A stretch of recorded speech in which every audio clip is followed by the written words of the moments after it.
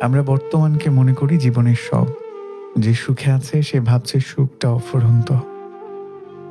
দুঃখী মানুষটা মনে করছে দুঃখ চিরন্তন। কিন্তু বাস্তবতা কেমন যেন একদমই ভিন্ন।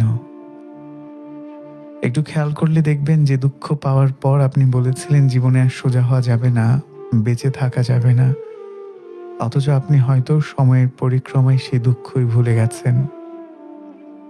ভুলে গেছেন সেই সময়ের কথা। একটা কথা মনে রাখবেন, জীবন কখনো সহজ হয় না। আপনি যতদূর আগাবেন জীবন ততটাই কঠিন হয়ে উঠবে।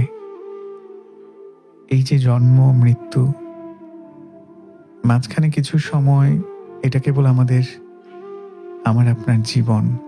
এখানে লাভ বলতে কিছুই নেই, কারণ এখানে সবটাই লস। যার সমাপ্তি আছে, ক্ষয় আছে, সেখানে সমস্ত বিনিয়োগ কিংবা লাভের প্রত্যাশা করা নিছকই বোকামি। প্রাণের ক্ষয় তার মৃত্যু। যদি মৃত্যু সৃষ্টি না হতো, পৃথিবীতে লস বলতে কোনো শব্দই আবিষ্কার হতো না। যে জীবনের উপর ভর করে আপনি এত এত স্বপ্ন দেখেন, এত সাধনা করেন, দিন শেষে সেই জীবনেরই কোনো ভিত্তি থাকে না।